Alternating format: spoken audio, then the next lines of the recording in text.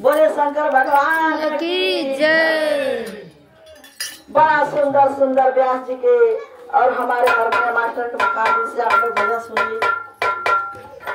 तो आइए हम भी कुछ आप लोग के सामने प्रस्तुत करना। तो हमारे बेटे हमारे ठकैचा अलीनगर से और नियामपुर से हमारे हारमोनियम वादक बहुत सुंदर कलाकार और सेल्फी पॉइंट हमारा मऊ आइलर हमारे ब्याह जी। मैं गायिका शिवचर्चा के गायिका चंदा जी, हम भी वहीं के सेल्फी पॉइंट सुबह हॉस्पिटल बलिया मोड़। तो आइए तो संसार तो संसार समसागर है नाव पड़ी मझधार जीवन के नैया शिव गुरु कहीं केवल तो चरण कमल रज शीस धरो तो चरण कमल रज शीस धरो विनय करो बारंबार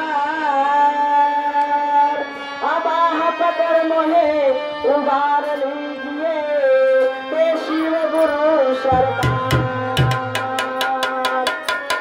तो सतगुरु दीन बंधु के अब झुकई गुमात अधीन दुखिया ऊपर दया करे जय जय दीनानाथ।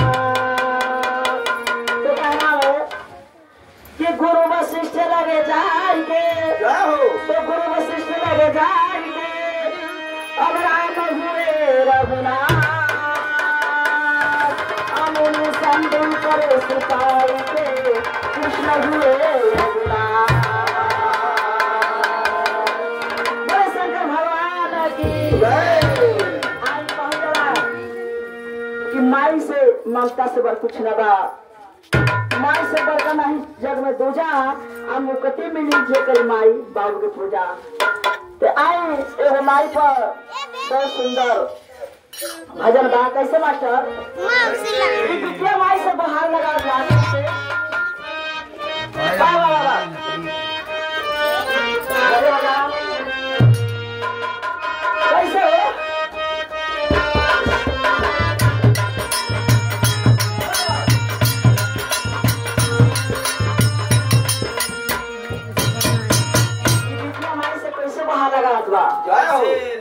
अरे मांगला मामा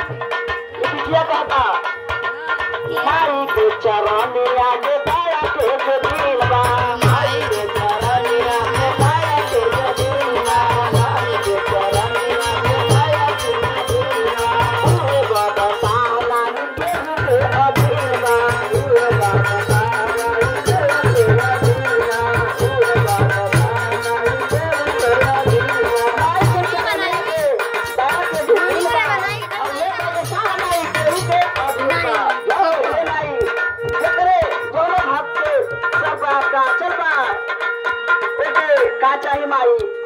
कैसे है मास्टर? बोलो।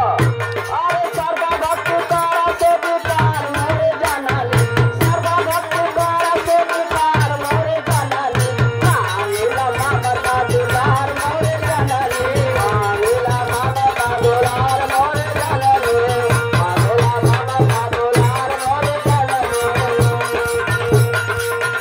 जरा बोले बेटी चाहे बेटा के ऊपर माई का आशीर्वाद ना बा, हाथ ना बा, मुझे चमन के समान बा। ये बिटिया का हाथ बा। कैसे मास्टर? बाबा उजरल कमालावा के बारी हम बोल रे, उजरल कमालावा के बारी हम बोल रे, उजरल कमालावा के बारी हम बोल रे।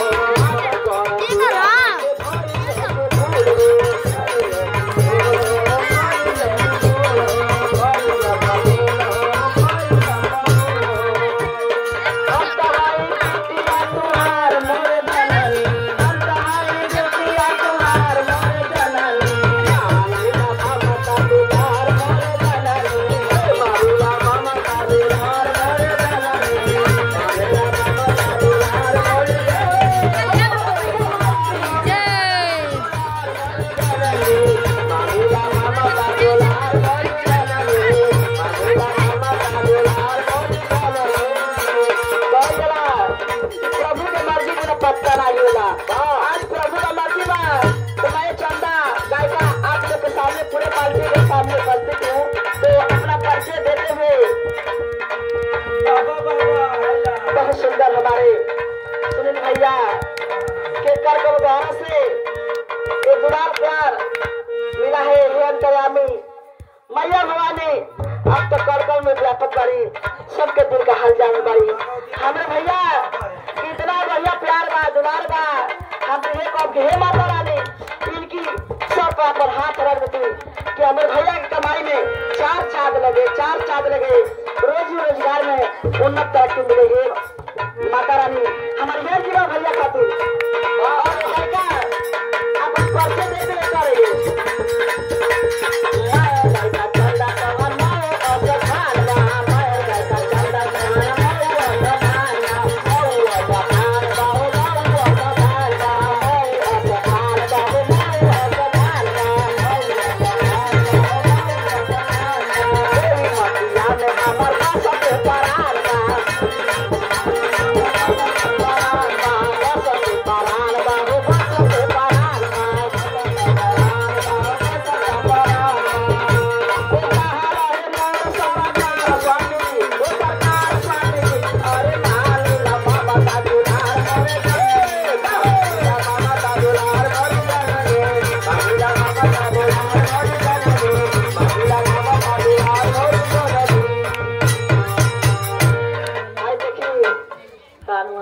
उर्मिला उर्मिला जी बड़ा तो क्या रुपया का दान आया है गुरु जी के डायरी में। ये दान दर्ज हो, दर्ज हो, दर्ज हो। हमारे जितना कुल भैया को बहना बारी सबका दान गुरु जी के डायरी में दर्ज हो। वो तो ये अंतर आदमी बारह देवता इनका गोदाम कब खाली ना रहे मास्टर, हमेशा इनका गोदाम बनल रहेला, भरल रहेला। जितना ही शिष्य लेके देना उतना ही भरल रहेला। हम ये कहा कि हमारे वो बहन जी के कमाई में 51 के जगह 51 लाख करे, 51 लाख करे। आप तो चमत्कारी देखता बारी कौन से चमत्कार कर दे। तो बहन जी के हम सब देखुई ऐसा उनके आगे बढ़ाई कि दोबारा कहने का सौभाग्य प्राप्त होके जल्दी से उनका घर बन जाए। अंतर्यामी उनका बाल बच्चा अपने पैर पर हो जा। हमारे ये अर्जी बा आपसे वो बहन जी खातिर कि हाई 50 का 50 लाख करब, 50 का 50 लाख करब। जय हो। और देखिए कि वो 50 रुपया का दाम आशा देखिए बहुत सुंदर नाम आशा गुरु बहना जी के घर को द्वारा से 50 रुपया का दान बा। उनका भी दान भोलेनाथ माता रानी पर डायरी में दर्ज करी, दर्ज करी, दर्ज करी। और बहन जी के भी ऊपर अपन हाथ कृपा बरसाए कि बहन जी के कमाई भी 4 लगे और 50 के 50 लाख होते। हर हर महादेव, हर हर महादेव। स्वागत हो मास्टर हेलो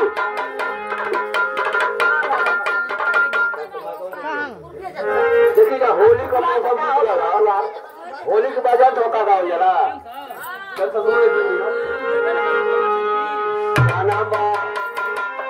अरे शिवाजी का हो खेला पूजन हो रामा भैया अरे शिवाजी का हो खेला पूजन हो रामा चैता